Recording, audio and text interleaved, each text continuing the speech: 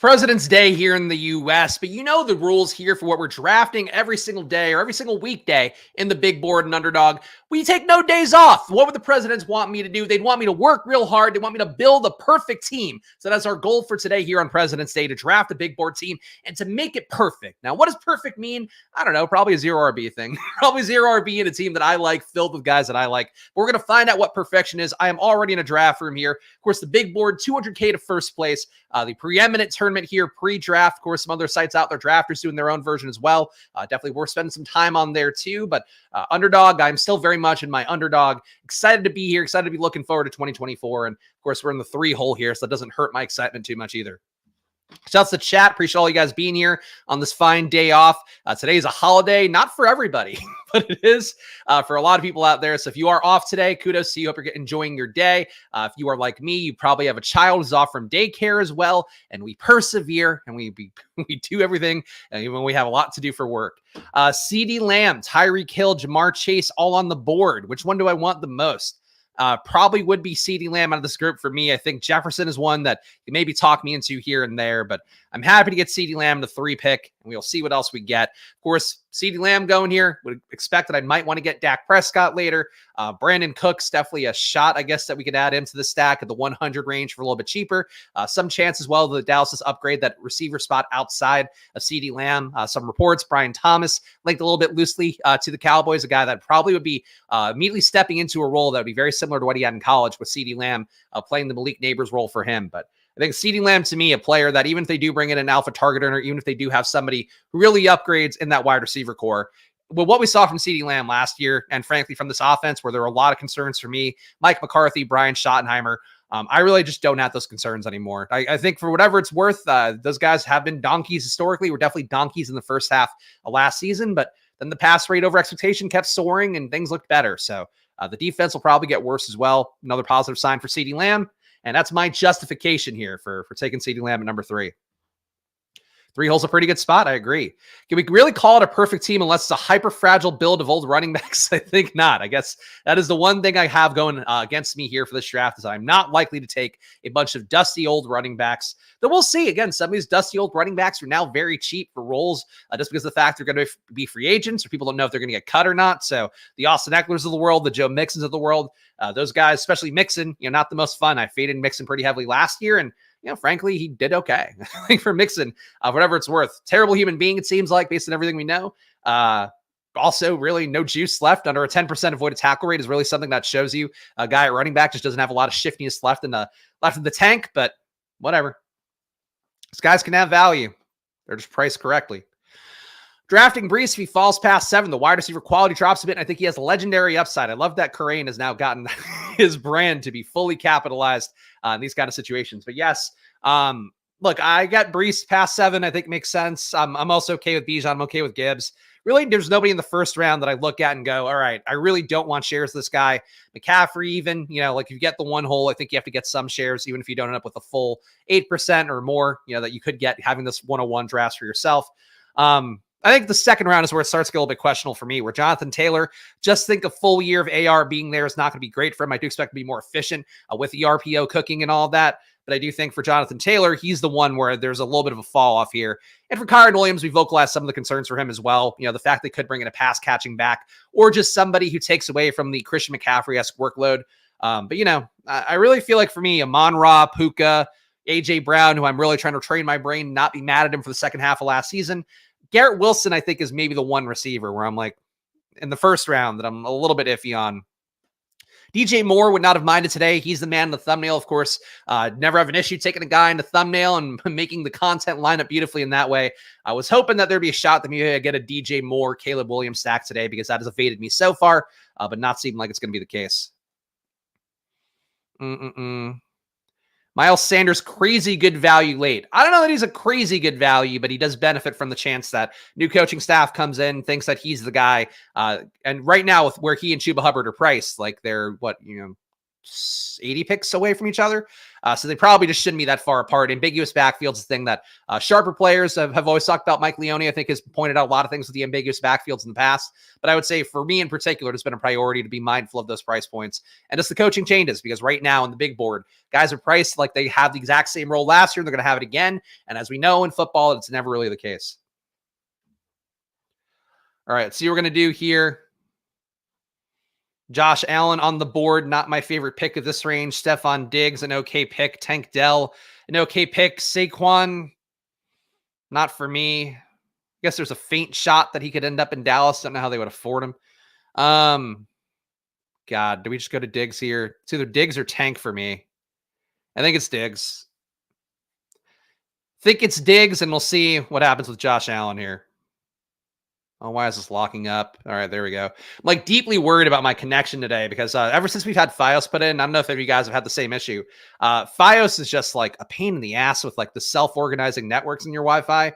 And like my shit's been dropping off all the time lately. So I've been very disappointed with the Fios experience so far, switching over from Xfinity. But at least it's not $300 a month like Xfinity was for us. That's the one thing we have going for us. Let's see. Like Wilson put up 170 points in 2 seasons, but Zach Wilson should see an upgrade. Sure. That's a reasonable way to look at it. I just think with the Jets, very fragile to be pinning all your hopes on Aaron Rodgers. And frankly, the one offseason piece about them, the in-depth one, The Athletic, talking about the tumults in that entire organization doesn't fill me with the most faith in the world, but it is what it is. All right, Josh Allen goes to Stovera at the 1 spot. Would have contemplated taking Josh Allen at 27 with Diggs, but at this point, it doesn't make the most sense for me. A little bit of a discount on Debo. Debo, not a guy I'm terribly high on. Chris Olave, I don't mind. Tank Dell, a little bit more fun to me, I think. I'm going to go Tank here. Tank on pace, a news item that came out over the weekend, on pace to be back for OTAs. Nothing surprising about that one, but does seem like something that if you have that concern, you shouldn't have it anymore. Though again, it's one of those weird things in the big board where some guys, because they have an injury, because they're coming off an injury, they are priced incredibly lowly at a point where like it doesn't even make sense. A guy like Tank Dell, he is basically priced for him being full health, him being better next year. Obviously, I guess you could say the one thing is that he's discounted relative to Nico. Nico Collins goes to 13 of this draft. Tank Dell went at 27. But even still, 14 pick discount. I just think you're getting enough of a discount for what we're normally getting in a big board where people are really like, oh, this guy got hurt last year. I can't take him. Tank is properly priced. Spags, what about Saquon to Houston? That's another one rumored. If I were Houston, I wouldn't do it in a million years, but certainly they have the cap room. Houston, I think, has the most cap room in the NFL this offseason with like 70 million. Think they would probably prefer to bring back Singletary at a cheap price tag and then maybe add another back in the draft would be my guess, or I guess free agency they could. But we'll see. If Singletary gets priced out, like they're not going to pay Saquon prices for Singletary, I would think. Taking to outscore Nico. I think that's possible. I just think it depends on what they do with the other outside receiver. If they really did get a good guy to go outside with Nico and then play Tank mostly out of the slot, I think there's some risk for both Nico and Tank that they're both a little bit overpriced. Because whoever's going to be out there, if it's somebody with some juice, like they're going to take touches away from Nico. But we've talked a lot about Nico on the show. Like, I don't, you got to take him if you want to get some exposure to him. You got to take him where he is. But I think the big concern for Nico is really that his biggest games down the home stretch of the year when Tank Dell, and even in the beginning part of the year, when Tank Dell weren't full go or wasn't full go, when he was hurt, like in the later half of the year, that's when Nico had his best games. So I think fundamentally we saw then that Nico is maybe a guy that's going to give you spike weeks, but not going to reliably be a guy that commands a ton of targets. If there is somebody else out there that can actually earn targets, and Tank we know can. A lot of guys in the draft class, of course, I mock Troy Franklin, everybody out there, but Troy Franklin going to cheap to Houston, being another outside receiver, I think he'd be a better version of Nico from day one. Maybe relative to some like route running things, he's not going to be great at immediately, but Nico's not a great route runner either. I think a little more subtlety to his game, I guess, than I probably give him credit for. Point being, though, anybody who comes into Houston's going to fuck up both these guys' ADPs. So you take him here and you hope that nobody goes here. I guess, I don't know. They sign dog shit at wide receiver in free agency. They sign, I guess, I don't think Terrace Marshall's dog shit, but that's like what you're hoping. If you're going to have Nico and Tank Dell pay off these ADPs, they can't bring in another guy who's going to be an alpha target earner, and they can't bring in somebody who's going to be that good, primarily. Giving up on Mechie, not giving up on him, but I don't think he's going to ascend that meaningfully. I think his best case scenario is being like like an elevated River Craycraft slash Braxton Berrios in that offense, where maybe gets a few touchdowns. Did have some good red zone equity in terms of what he did at Bama, and then we saw him score a few touchdowns, I believe, definitely more than one this year. So maybe he can do that a little bit more, but just don't think the juice is there for him, unfortunately, which bums me out. All right, let's see. Saw Mixon to Houston. That makes, I would not bring Mixon into that locker room personally. I don't want to bring a guy who's like cantankerous and only going to get more cantankerous as he gets older and he doesn't get the volume because he's not as efficient as if he ever was. And then bring him into a young team. I'd be really careful of that. I don't think that's it. I think that's a worse move than bringing back Singletary by a pretty wide margin. Maybe you get Mixon for cheaper relative to this free agency class, but Mixon just does not have a lot of juice left. All right, so we got 3 wide receivers here with Lamb, Diggs, and Tank Dell. CJ Stroud is here. I'm sure that somebody would love to snipe me on him based on how this always goes. Man, is Stroud the perfect draft here? I think punting Stroud would be the perfect draft a little bit more so. I'm actually going to take Trey McBride. I'm going to go with the elite tight end for this one. Trey McBride, a guy, of course, that I have no issue with. He has now come up, as we've talked about many times on here, opened at like a 115 ADP, now up to 51. I'm taking him at 46. So for Trey McBride, that's the one thing that kind of sucks about him because he's not going to be in the same situation next year of being treated like a wide receiver 1 for that Cardinals offense that had no receivers they like. But we will see here what we get on the way back. I feel Stovera taking CJ Stroud for no reason because Stovera to me, taking Josh Allen unstacked, maybe not the biggest brain move. But we'll see. If he takes Allen and Stroud, Stovera is officially on my thumbs down list. We don't give people the finger when we're driving. We give them a thumbs down. That's what I'd be giving to Stovera if he takes CJ Stroud here. Soaking up that clock. Takes Zay Flowers. Good picks for him. T Gentile. Come on, bud. Just give me. I don't think I've gotten to share Stroud yet. So I'm partially sweating this one. Get Stroud here. Thankfully, 1-0-3-1 start. CJ Stroud, CD Lamb, Stephon Diggs, Tank Dell, Trey McBride is the team so far. I like this team. I think Diggs undervalued. I think CD Lamb appropriately valued for sure. I like getting him more at pick 3 than I do when people reach for him at pick 1. Tank Dell, again, we think appropriately valued for the most part, but hard to see him coming down meaningfully, I would think, unless he had like a really serious injury setback. And Trey McBride, like to start. Huge fan of the thumbs down move while driving. It's less aggressive than a middle finger. And, like how people can be with road rage stuff. You don't want to be courting danger like that. So, a thumbs down if it gets the message across pretty well. But that's me being a very mature man, of course, I show day after day here. I'm known for my maturity. Speaking of, guys, appreciate all you guys watching live. And if you're watching after the fact as well, great too. But guys, subscribe down below, hit that like button. Of course, splash play on the march to 4K subs, to 5K subs, to 10K subs. And can't do it without you. Can't do it with folks like you hitting that like button. So hit that like button. It helps us get seen by more people who are just like you. And leave a comment if you're watching after the fact as well. It helps me get the algorithm going in the right way. So appreciate that here. And of course, any questions, anything you want to ask me about, anything you want to pick my brain about or just give your takes on, always happy to hear that too. And of course, I always reply to every comment here on the channel. That has been the case from day one of Splash Play, and it'll probably always be the case because I'm OCD about making sure that people know that they're appropriately valued for what they're doing when engaging with content here. Most mature man I know. Thank you, Gabe Davis. Thank you. I hope that you end up going to Stovera here in the hopes that you return to Buffalo. But yes, I feel like my maturity soaring by the day, even though I'm fucking exhausted. We did too many things this weekend. I'm very exhausted. Not mad, just disappointed. Yeah, that is definitely the thumbs down when you're driving. I feel like it's like a very dad move to let them know that, like you're not getting my goat. You're not trolling me. Maybe I should start doing that on stream when people start pissing me off. Instead of just being like cursing at them and telling them why they're wrong, I'm just going to give them a thumbs down. I'm just going to do that for anybody who crosses me here on stream.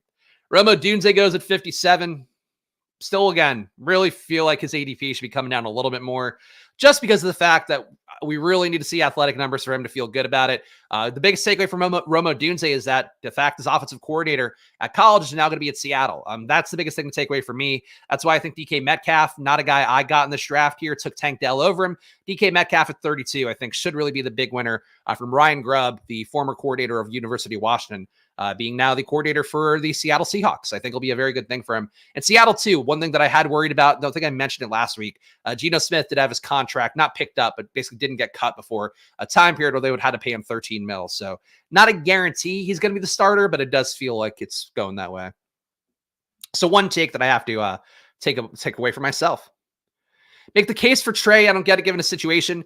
The case for Trey is the spike week stuff.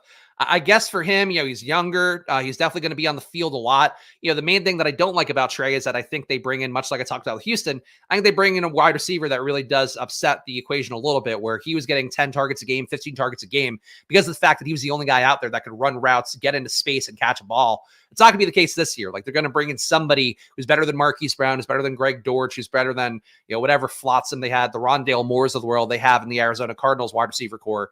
So that's the case against Trey McBride.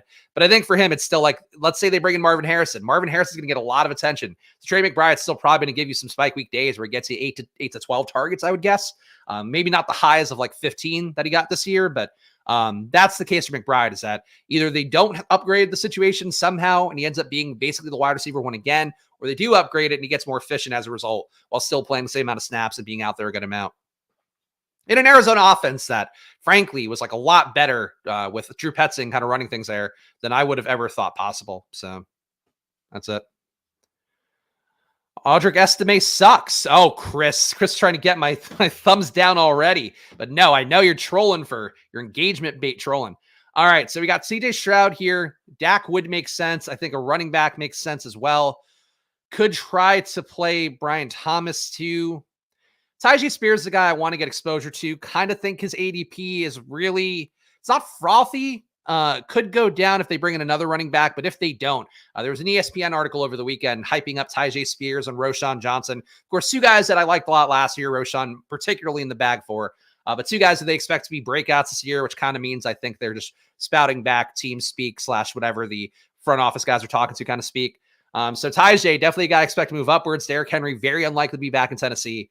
So I think it's a good pick for me here. But obviously 3 wide receivers, we're risking some stuff for sure. Oh man. I think that Dak is still a good pick here. I'm really getting myself thin at wide receiver. I could take Brian Thomas too to try to get the Dallas stack without the QB, but Dak was so good this year, and I don't think it's going to get that much worse for him. Again, I think Mike Zimmer going to be a worse defensive coordinator than Dan Quinn was as well. So should be upside. I'm taking Dak Prescott. Team so far, CJ Stroud and Dak Prescott. So we are done at QB. Running back, Tyjae Spears. Wide receiver, CeeDee Lamb, Stephon Diggs, and Tank Dell. And a tight end, Trey McBride. So we're going to have to get some of those late vets, the Mike Williams of the world, the Tyler Lockett's of the world, I think, to make the wide receiver room look a little bit better. But yeah, I feel like Dak was too hard to pass up there. Is Chris okay? Jane Daniels should be a running back. Thank you, Chris. Chris really playing into all the things that I don't want to hear. Jane Daniels is going to be the best QB in the draft, I think. Maybe not the best pure QB, but even then, I think still a pretty good shot to be the best pure QB. And I will not hear any Jane Daniels fun. You guys are going to see it on social media more. The SEC fans are going to come in. And even though the guy won the Heisman, threw for all sorts of crazy numbers, ran for multiples 100-yard games and multiple touchdown games, people are still going to find reasons to shit on him and don't. If Jane Daniels comes down in price tag at all because of guys who are saying what Chris is saying in the chat and doing it seriously about Jane Daniels should be a running back, you should be taking Jane Daniels for cheap anytime you can get him. Jane Daniels is going to be the one player in this class who steps on the field and right away gives you 20 to 30 point days from, I think, the moment that he's on the field. Whereas like guys like Caleb, guys like JJ McCarthy, I think especially Caleb and Drake May too, like those guys will get there, I think, over the course of the season. But Jaden Daniels, like running 10 times a game, higher avoided tackle rate than Anthony Richardson. Like he's too good. And again, plus EPA thrower at every level.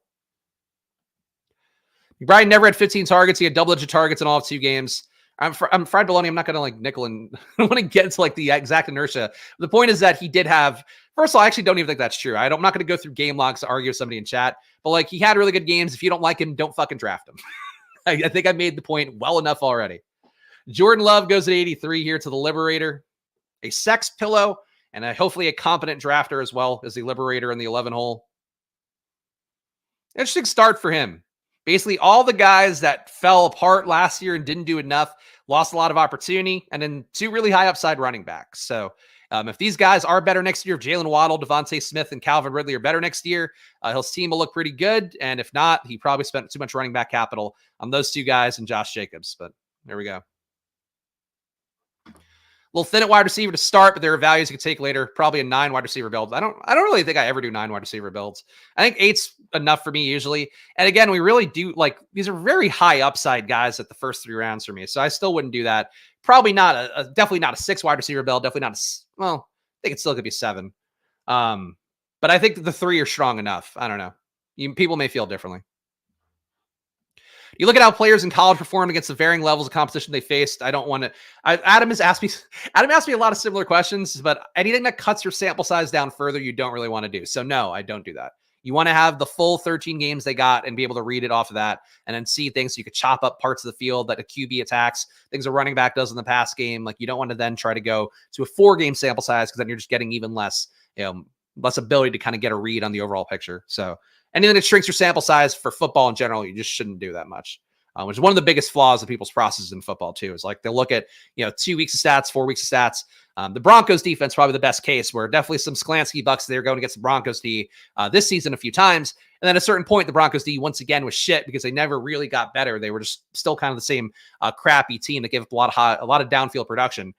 So that's why, again, like that's a micro example, but you just don't want to shrink your sample size because then it's like, oh, the Broncos for a month have been really great. And it's like, no, they just kind of got lucky. You got some really lucky takeaways because the guys forcing plays and, forcing incompletions and interceptions and all that. So I would never shrink your sample size is the main thing. All right, Brock Purdy, Jake Ferguson. Wanted Jake Ferguson to come back maybe, but then we don't really need a second tight end now. Do need some wide receivers. Oh, this is an ugly spot here. Jamison Williams probably going to come up over the course of draft season. Honestly, feels like a better running back spot than a wide receiver spot, but we're running the risk here of getting bled out. And also, here's a guy that I think is undervalued, Troy Franklin. My 4th wide receiver off the board, Troy Franklin, a guy who could replace a Gabe Davis in Buffalo, a guy who, again, could be a fit in a lot of different situations.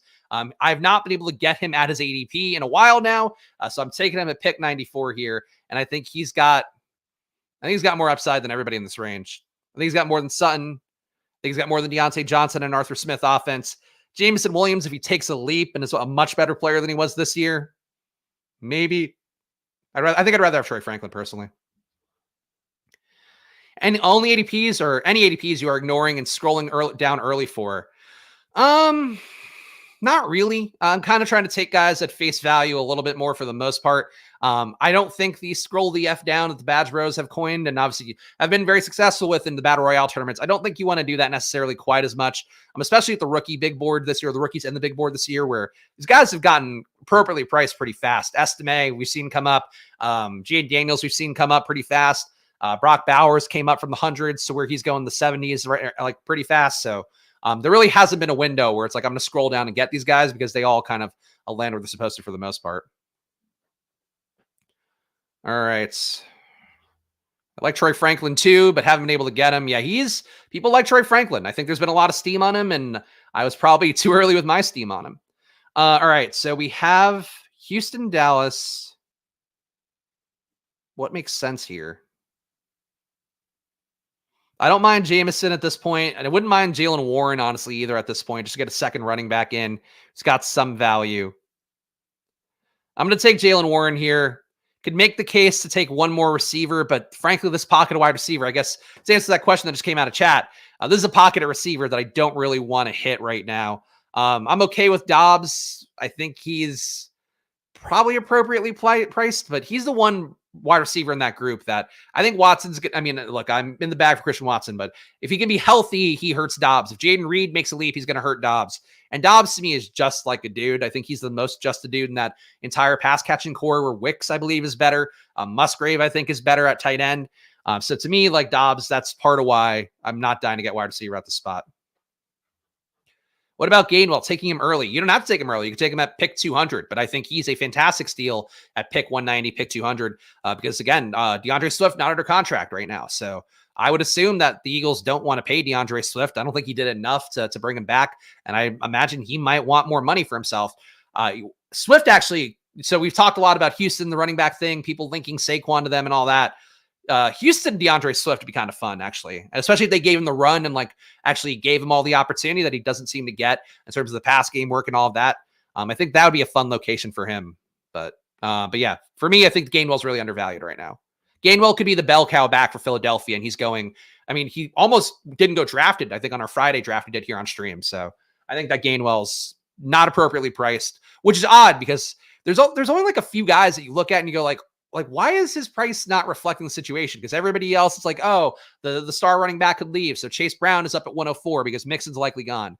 And then like for all these other situations, these guys are up. And then for some reason, for Gainwell, it's like nobody's acknowledging the fact that like he's the only running back under contract, I think, besides Boston Scott. So it's a weird one.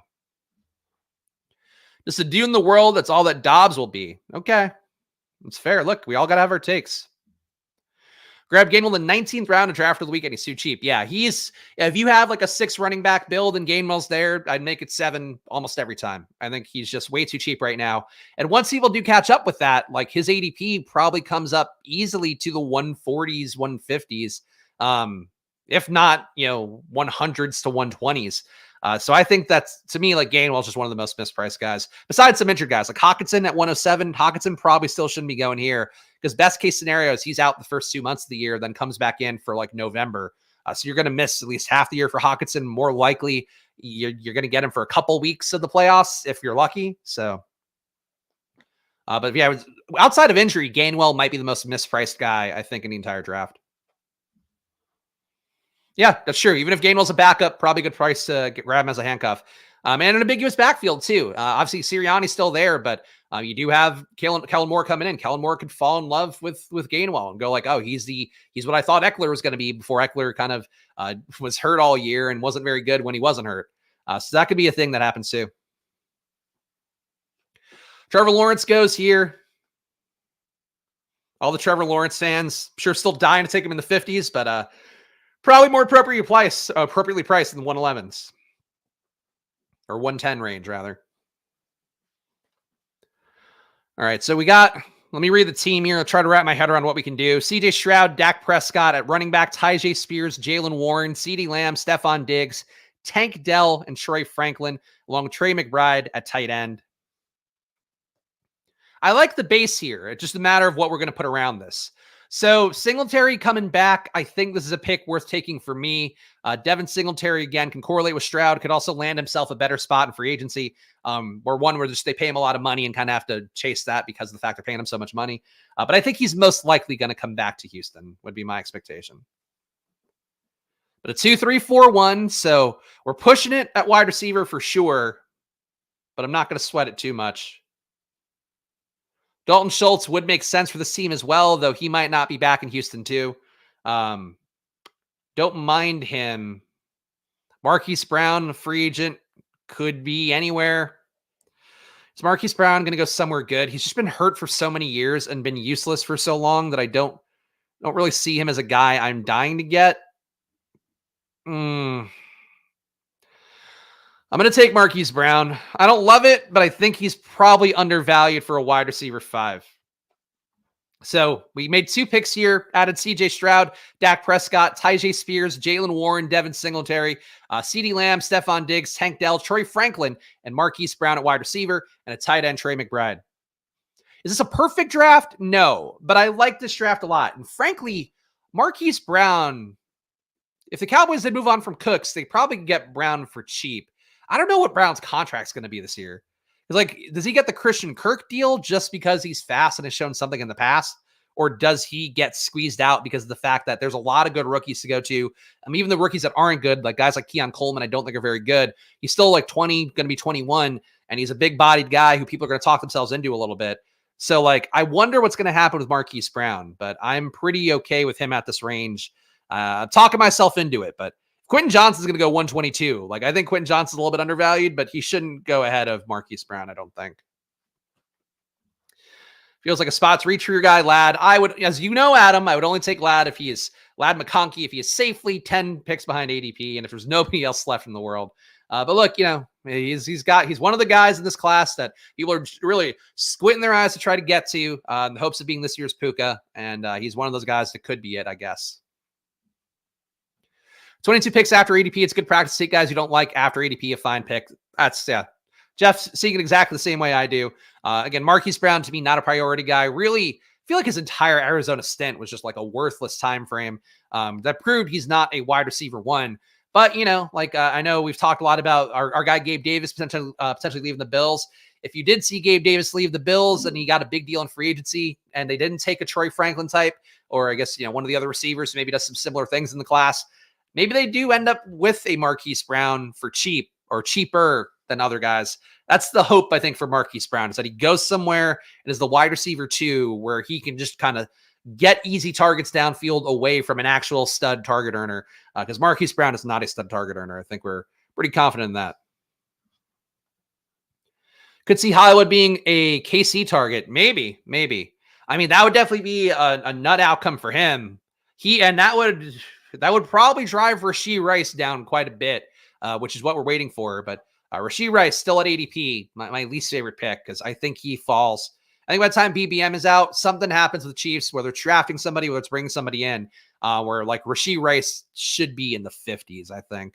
But, he'll keep going to the 20s for the next few months. So you got to take him where you can get him if you want to take him.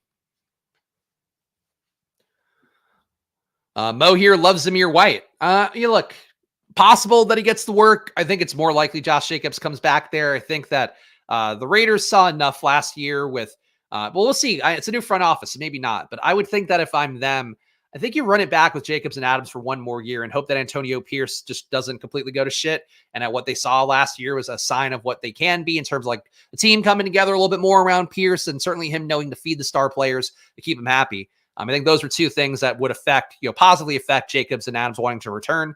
But we'll see. Jacobs obviously did not want to sign that deal last year, ended up signing it, and then didn't come back on the field in the back half of the year because what's the incentive for him to do it? I don't know. Our guy Gabe Davis goes at 138 here. Would have been happy to take him, I think, with my pick as well coming up. Gabe Davis, people have questions about the free agent spot. He is likely to be one of the best downfield targets in free agency and the draft. I think I'm more inclined probably to take a shot with a young guy in the hopes that you can really hit a ceiling outcome that a Gabe Davis is not going to hit at this stage of his career. But if you put Gabe Davis, like let's say Tampa Bay lost Mike Evans and they keep kind of the same structure, but Gabe Davis goes there, like Gabe Davis could be a very important player next year, even though I know people are tired of the Gabe Davis thing. I would not take him behind Michael Wilson personally. That's me. Lad McConkey is here doing nothing for me. Kendra Miller, I don't mind. Khalil Herbert, I don't mind as a pivot to the Roschon Johnson scene that's going to come. Blake Corum, we won't take ever at ADP. Kendra Miller, it is for me. Fourth running back off the board, Kendra Miller. Added him to Tyjae Spears, Jalen Warren, and Devin Singletary. for Adam. I don't think you're going to get the outcome you're hoping for here, but maybe. I do need one more receiver on the turn, so we'll see. But of course, I'd be very happy to take another running back, I think. Oh no, I can't get Lad McConkey. Oh, damn you, Stelvera. I can't take this guy who's going to be the next Tank Dell, allegedly. Darn. Drats and darn is what I'm going to say to that one. So we do see Bucky Irving go. He is another guy I wouldn't have minded taking here. Bucky Irving, one of the rookies that I will give my stamp of approval to. Blake Corum, you just got flipped, buddy. You got flipped by Audric Estime. 2-5-5-1 here. CJ Stroud, perfect draft. CJ Stroud, Dak Prescott, Tyjae Spears, Jalen Warren, Devin Singletary, Kendra Miller, Audric Estime, CeeDee Lamb, Stephon Diggs, Tank Dell, Trey Franklin, Marquise Brown, and Trey McBride. So we have the Arizona stack without Kyler Murray, which frankly, I don't mind. Kyler Murray is okay. And also Marquise Brown, don't assume that he'll be back on Arizona. I think that's actually pretty unlikely. So I think this build makes sense. I'd rather have the CJ Stroud, Dak Prescott upside personally than Kyler Murray, though Kyler showed enough last year. I'm a lot less down on Kyler than I was last year, where I really didn't take him in any drafts for the most part. This year, I think he's probably appropriately priced. Maybe a little bit frothy. I feel like Kyler shouldn't be going ahead of Brock and Herbert and Tua, because I don't think this offense is going to be that great. But I guess if they got MHJ, I don't know. I think to me, Kyler's better priced around Tua. Like this Tua to Caleb Jaden Daniels range is where I would put Kyler, but people are going to take him where they're going to take him. It's a nice team, a little jealousy beat. I'll take that from Charlie. Charlie knows what he's talking about. Charlie, again, a top 3 BBM finisher a couple years ago. There are a lot of channels out there, obviously, with a lot of streamers, but I think per capita, we've got top 10 finishers in BBM and DraftKings, more than most. So I'm always glad to hear guys like Charlie giving me a cosign on what I'm doing. Hard for me to get there with Kendre, even though I feel like everyone likes him.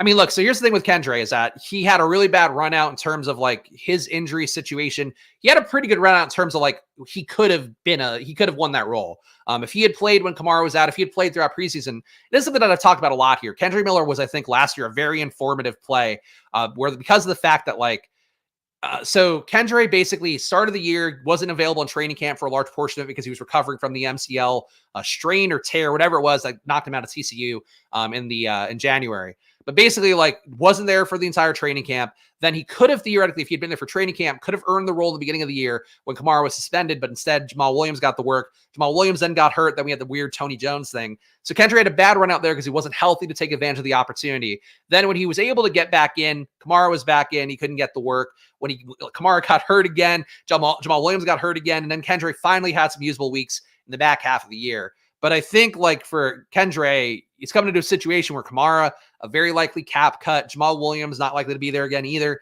So where do you go with? You probably are going to go with Kendre. And an offense that should be better as well, or at least a little bit less of a slog like the offense was last year for the Saints.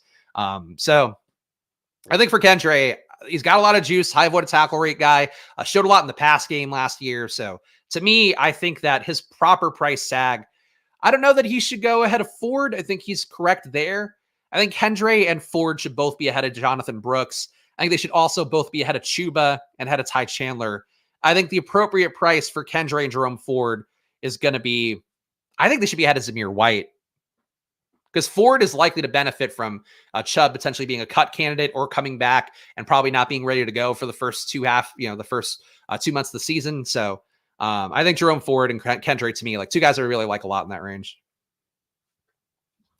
Yeah, Saints don't have the cap space. Yeah, they are completely capped out. They are, obviously they could draft somebody, a Bucky Irving. I think it'd be a little bit redundant for a Kendre. But maybe they bring in a Braylon Allen. I think that's the kind of thing I could see. Again, I really think Green Bay is the most live. You bring in Braylon Allen to fill those A.J. Dillon touches and hopefully have them be more effective. I don't think they will necessarily, but that would be the hope of a team. But I think for New Orleans too, you have Braylon Allen being your power back and a Kendre being your shift back who can be a guy that catches some passes.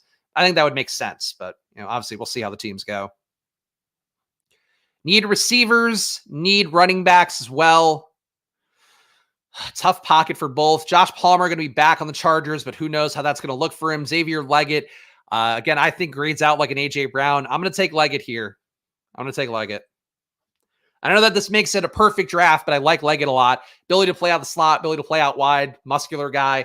A little bit old to get the draft capital you probably want him to get, but I think at this point in the draft, I'll take the unknown quantity over Josh Palmer. Yeah, like negative 100 mil. They really, they're one of the teams that leveraged the future for the present, and they didn't get the results in the present they wanted. So, tough scene for all of them, but I like Leggett. I don't know who doesn't like Leggett. I've thought Leggett was great since I first looked at his data. People didn't like the Senior Bowl stuff. I don't agree with it. All right, Marshawn Lloyd here would be a nice pick as well. Do need another tight end, though I don't think these guys at this point we need to get to. I'm going to go Marshawn Lloyd, another rookie running back that I think has a lot of juice. We've talked about it a lot here. Highest avoided tackle rate overall in the class is Marshawn Lloyd. Highest avoided tackle rate in the pass game as well. An egregious 80% avoided tackle rate is what he had catching passes. He was part of a timeshare backfield at USC with Austin Jones, who kind of sucked fully. But Marshawn Lloyd, smaller guy, did weigh in over 200 pounds at the Senior Bowl. So the hope will be that he'll do that again at the Combine. But I think he, at this range, probably the rookie running back with the most juice at 171. All right, so Jeff thinks that Leggett's the most undervalued rookie wide receiver right now. I think I agree. He's going to be able to step on the field and do stuff right away. Obviously, he's got to land in a good spot, have the ability, can't get JSN'd, can't be, because he's not going to have the draft capital either to force his way onto the field. But he's really talented. Some of the numbers for Leggett, just to highlight that, because I do like to make sure that I show you guys the things that are making me like a guy. And Mac, I see your chat too. And I if you want to wait, I'll talk about Michael Mayer in a minute, but I agree with what you're saying. Leggett, 30 routes per game last year, 28% target per route run rates. That's the one thing that's a bit of a flaw. But he had a 0.52 EPA per target. Playing out wide was also pretty good as well. 0.32 EPA out wide, 0.77 out of the slot. So definitely a very good slot guy. But his 0.32 EPA out wide was basically the same as Marvin Harrison last year. So don't think he's Marvin Harrison, to be clear. Like, need to be very clear about that stuff, because I know sometimes people can try to read too much into something like that. But for Leggett, though, being good outside, being good in the slot, also a plus EPA receiver at every level, only a 0.1 EPA on throws of under 10 air yards, but then past the 6, 10 to 20 air yards, a 0.9 EPA, downfield, 20 plus air yards, a 1.1 EPA. So Leggett grades out well in everything that I would look at. The one thing that I guess you could say is a flaw, did not command a lot of red zone targets, but just 0.7 per game there, which is not bad, but it's about 1/3 of like a Marvin Harrison and about 1/2 of Odunze and Neighbors. So, but that's the case for Leggett, is that he adds value at every level. He's probably, I think he should test as an okay athlete. Definitely going to have some muscle. Like, he's a strong guy. So another guy, again, it looks like AJ Brown, but much like I said for Jonathan Mingo looks like AJ Brown and plays like fucking Hunter Renfrow. but Xavier Leggett looks like AJ Brown and kind of plays like AJ Brown. All right, so Mac wants to know, do you like Michael Mayer? I like Mayer. Mayer commanded last year at Notre Dame, 35% target per route run rate. So I think he's one of the guys that got the worst run out of the rookie tight ends, where Austin Hooper was there. Clearly, Josh McDaniels wanted to trust the vet more. As a result, Mayer didn't get on the field. We saw something resembling a spike week for Mayer. The tough part for him is, like, obviously, if Adams is going to be back there, Adams is going to be an alpha target under commanding, 10 to 12 targets a game, most likely. So for Mayer, that's the tough part. It'll make him more efficient, as we always talk about here. Having an alpha target under drawing attention away will make the other guys more efficient, but he's never going to get to the level that you would have thought he would have been at coming out of Notre Dame, where he was like a real target earner, and now he hasn't been in the pros. But I think they'll get a little bit better. But having Myers there too is not great. So it's tough competition, but I think he's still a good tight end pick at where he goes. Mo here likes Keon Coleman. Keon Coleman, one of my least favorite guys. Just not a plus EPA receiver over, like, really anywhere. 0.003 EPA overall per target is not good, especially for a guy who's as big as Keon Coleman. Target per route run rate for him, also not great. 27% target per route run rate by comparison, or for comparison. Marvin Harrison earns a target 35% of the time he's running a route. Malik Neighbors 31%. Malachi Corley, who's a completely different player, but 35% of the time. So you want to see guys earn targets at a higher rate. Keon Coleman doesn't do that.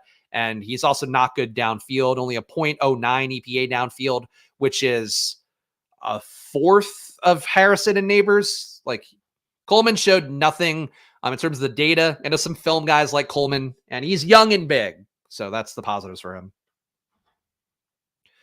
All right, coming up again here, Ray Davis, a rookie running back that I don't like very much. We do need a second tight end. Tez Walker, not the biggest fan of him. Again, we've talked about it a lot here. Just a pure air yards merchant last year, but he could be the kind of guy that goes to Houston for cheap. So I'm going to take a flyer on Tez Walker here. Don't think he's great. If he's a better athlete than I've seen, then he's going to move up at the combine. But basically, he led all the guys in the rookie class in terms of air yards per game last year. Tez Walker, 162 air yards per game, was a little bit ahead of Rome Odunze. He was at 154, but he didn't really do that well with them. Didn't catch him at a high rate. Not a great EPA, 0.27 EPA downfield. So Tez Walker, just pure volume of air yards is what got him there. But if he went to Houston, he's going to get more efficient targets and a high volume of air yards. So I think that's what I'm going to try to play for here. See what T Gentile does here. We need some tight ends, at least one more tight end. Probably two. 2-6-7-1 build. I'm seeing Jalen Hyatt on the screen. I think he's a nice pick at this range. Yeah, I think it's Jalen Hyatt for me. Just trying to chase some spike weeks at wide receiver. Team so far, 2-6-8-1, CJ Stroud, Dak Prescott at QB, Tyjae Spears, Jalen Warren, Devin Singletary, Kendre Miller, Audric Estime, and Marshawn Lloyd. I don't know if this is a perfect running back room, but I like this a lot for a zero RB room. So look, the idea of this being a perfect draft, no draft's going to be perfect really, but this RB room for me and my QBs, not perfect, but close. CeeDee Lamb, Stephon Diggs, Tank Dell, Troy Franklin, Marquise Brown, Leggett, Tez Walker, Jalen Hyatt. I like the wide receiver room too. I don't think it's perfect. Don't think we got enough value necessarily because we did reach a little bit for Troy Franklin. Then got Marquise Brown at value. Reach for Leggett too. So not a perfect wide receiver room, though I do like the texture of having Lamb, Diggs, Dell as the base. We add on Franklin, who I believe is undervalued. I think this works for me at wide receiver. And a tight end, Trey McBride. I don't know, man. I like this team. Obviously, not as stacky, though it's hard to be very stacky in a big board because we just don't know where guys are going to be going for sure yet. But I like this build. I think if I'd gotten Jake Ferguson, I think this would have put it over the top for me. But is it perfect? Probably not. But we could call it perfect enough. Any thoughts on Hyatt? Been taking him a lot. You probably need Slayton to be gone, I think, for him to reach his real apex. But I think the Giants were just so bad this year that like them being, just basically improving to closer to average next year is going to mean a lot for them. And I don't think Daniel Jones is dead. Like this season was kind of cursed for them, but they also weren't as good as people thought they were last year. So they need to improve the offensive line. I imagine that'll be a key focus of what they do this entire offseason. So if that's the case, like everything's going to get better from there. And I think too, frankly, if they do move on from Saquon, they're probably going to upgrade just because of the fact that Saquon is a little bit overvalued. They feed him too much because he's so overpaid and because he's like a star player. But in reality, he's just a guy that doesn't avoid a lot of tackles, doesn't add a ton of value, even though showed some flashes in the pass game again last year. But I think losing Saquon and allowing this offense to open up a little bit more and having everything flow through Daniel Jones will probably be a positive for Hyatt and the offense overall. So I like Hyatt. I think that it is at pick, 195 or whatever, let alone any cheaper. I think Hyatt's undervalued. You have any concerns with Leggett only having one productive year? Is that not something you really look at?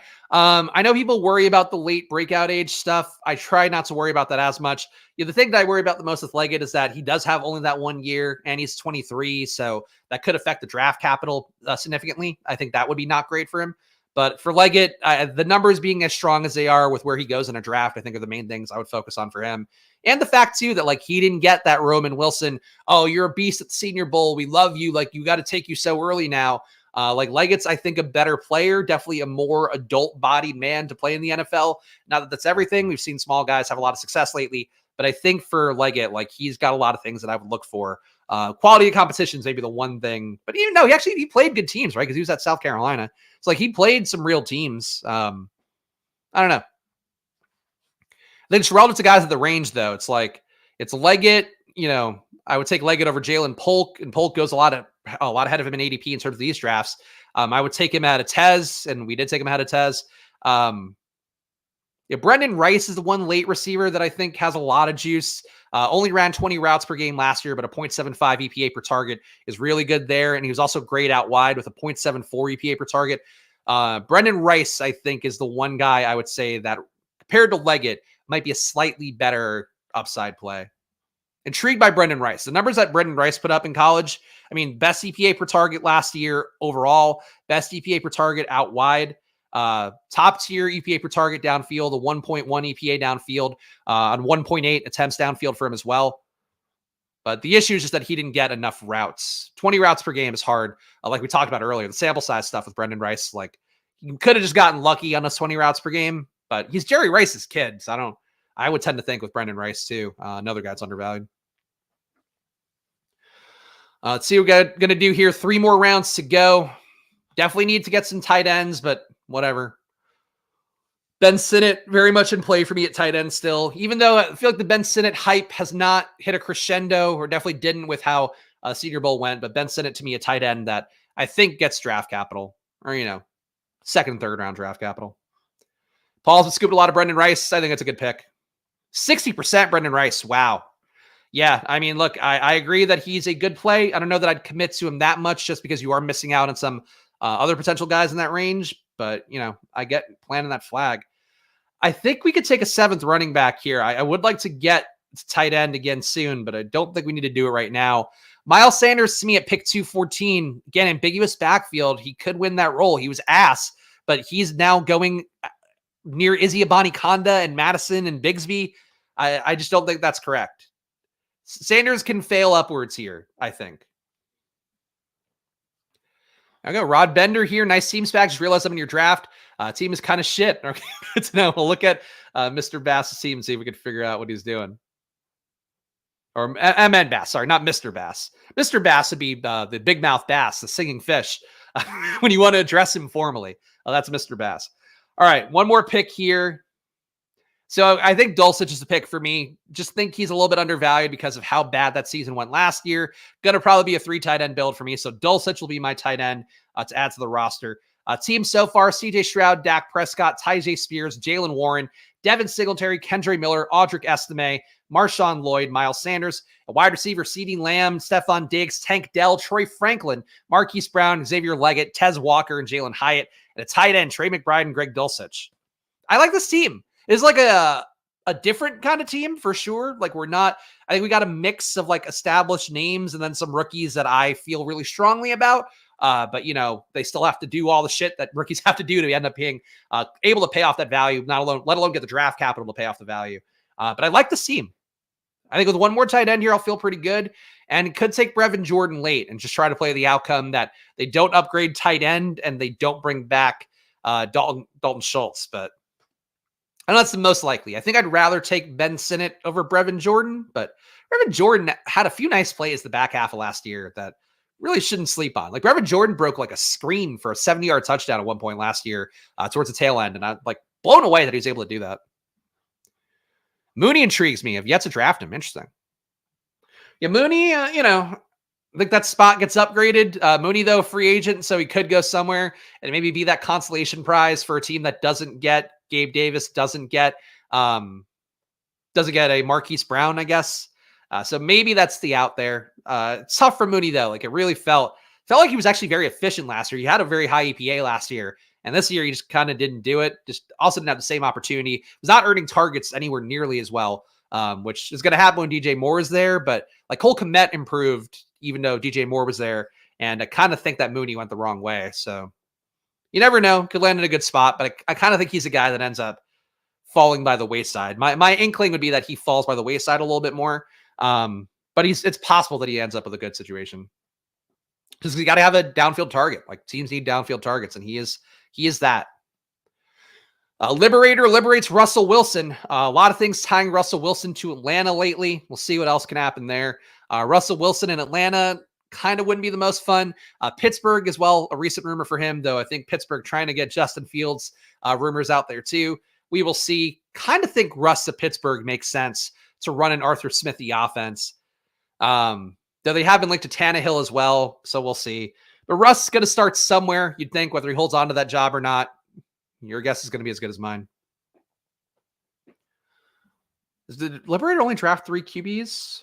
No, 4 QB build for Liberator.